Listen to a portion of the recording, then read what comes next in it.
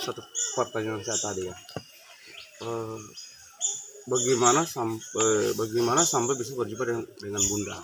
Terus terkait dengan visi dan misi yang diberikan oleh Bunda itu, Bapak Moses merasa seperti eh, tidak yakin atau jangan sampai dijalani visi misi itu, merasa ada kendala atau merasa dihina oleh umat maupun masyarakat, seperti apa? Kenapa sampai bisa tergantung lama baru bisa jalani? Karena saya menyadari pada saat itu bahwa saya orang yang tidak benar, karena saya kan menjalani ini, saya tahu bahwa pasti akan dari keluarga ya, mereka tidak akan mempercaya dan pasti akan membuang bahasa-bahasa yang tidak berkenan kepada saya, sehingga pada saat itu saya tidak mampu untuk menjalani. Tetapi pada saat itu pun juga saya ditegur kembali, sehingga saya harus jalani. Saya kerja di perusahaan PT Yuli Mutiara, saya jalani, dan pada saat saya dapat tegur, dan pada saat itu pun juga di bulan September, tanggal 17 September saya mulai jalani novena dan berpuasa. Dan pada saat itu menyampaikan bahwa saya harus tinggalkan minum mabuk, akan merokok dan apapun semua. Sehingga pada saat itu saya meninggalkan semua, dan disampaikan bahwa saya harus menjalani semua hal itu, pertama novena dan berpuasa, dan keluarga tidak perlu untuk memikirkan lagi. Kira-kira berpuasa dalam bentuk apa?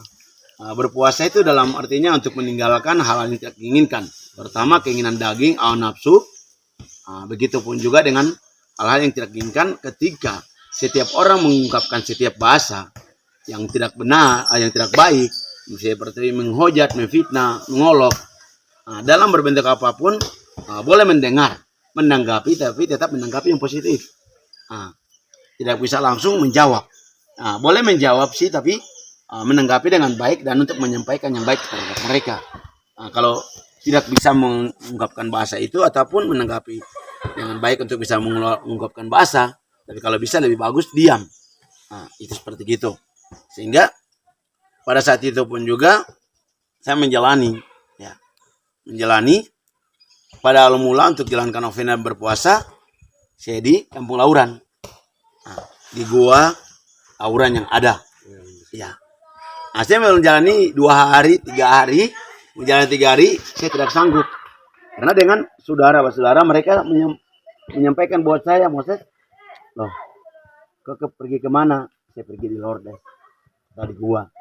Loh, roh apa yang ada pada kamu? Masuk pada kamu pada saat ini, sehingga kau pergi berdoa.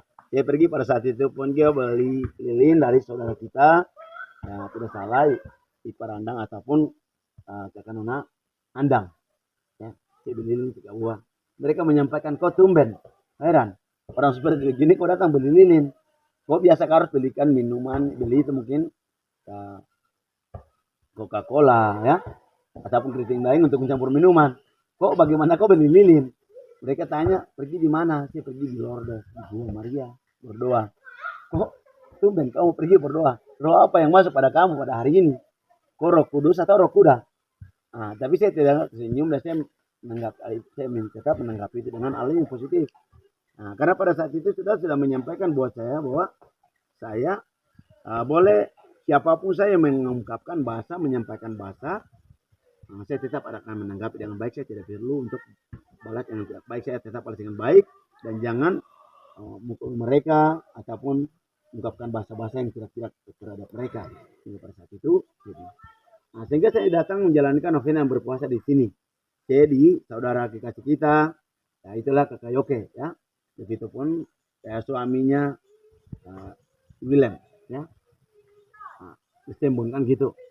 Saya tinggal di situ. Saya menjalani 3 hari, kan pun selang-seling di rumah.